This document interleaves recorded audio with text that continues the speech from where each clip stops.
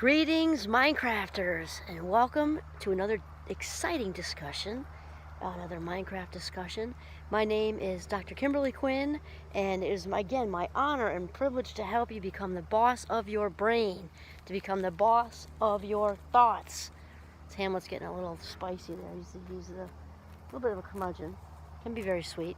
Anyway, so today's discussion is on fitting in versus belonging, because there's such a difference. And what has me thinking about this, I think, is because it is, we are off to a great start to our semester at Champlain College. We're in person, thank goodness. And honestly, there's not much more beautiful than a college campus in the fall. Not that the leaves are turning yet, but it's still really pretty. And there's a lot of buzz, and students seem very happy to be there. I'm definitely happy to be there. I love the buzz of the start of school. New backpacks, new clothes. It's just fun to watch the students moving around. So that has me thinking about the fitting in part, because it's obviously very important.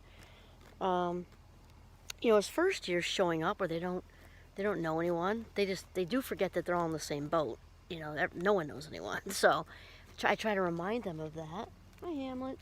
And there's Caesar. He's a little strange, but very sweet. And they're mating, so hopefully that won't be something embarrassing in the background.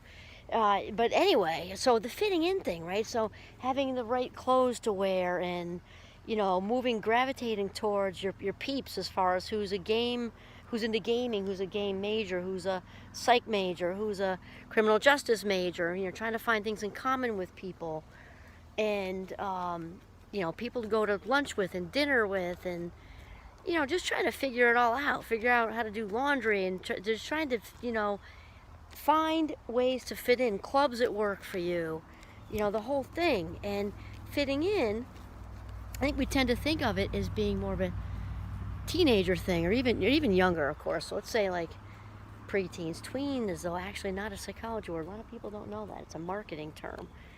Because tweens, way back when at least, were like the highest spenders. No bills, babysitting, they're all making it happen. Anyway, so the fitting in thing, people tend to think of it as a younger kid thing, teenagers, high schoolers, and then young adults in college. And that's all true to those different, developmental stages.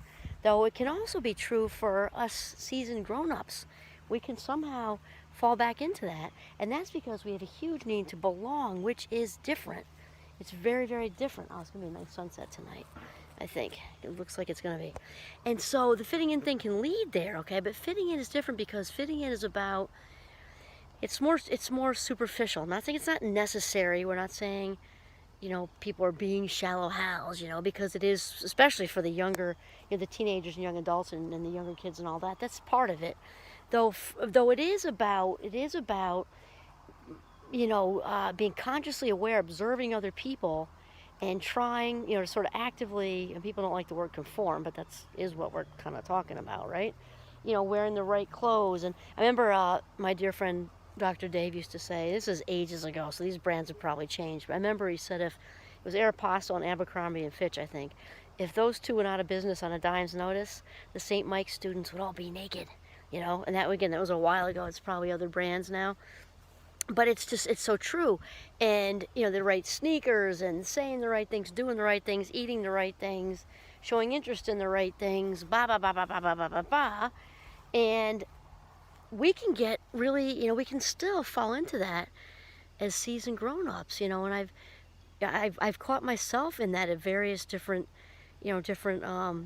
positions I've felt, but professionally, that, you kind of be conscious of, migrating this way, migrating that there, saying this, doing that. You don't even realize it sometimes. I'm like, hey, whoa, because part of this is because we can put people and or situations on pedestals, and I don't think we always realize that.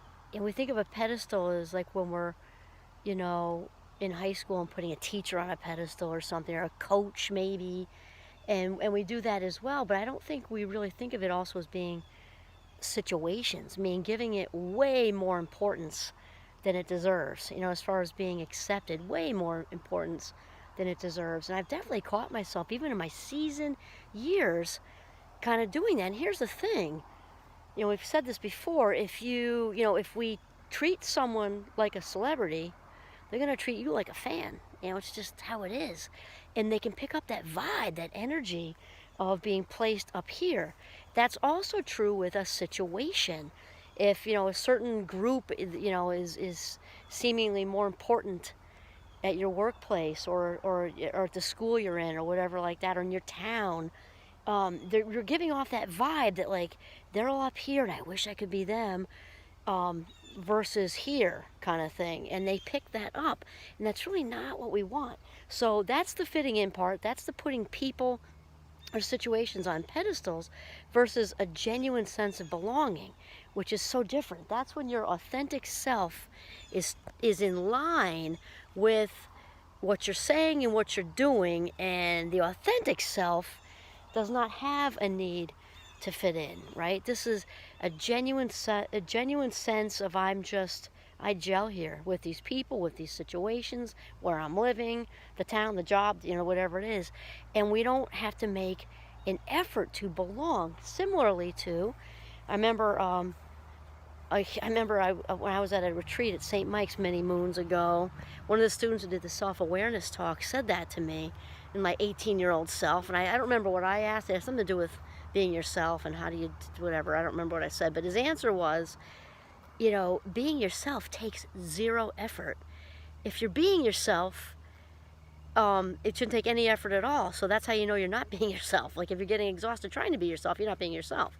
And genuine sense of belonging is similar to that, because it's about just being you, doing your thing, and you just, it's natural. It's very natural to kind of land where you want to land, and certainly following your passion, which I'm all about that, and how much teaching fills me up and over the top, and also my well-being role fills me up over the top too. And it is just natural. My cup runneth over, as I like to say.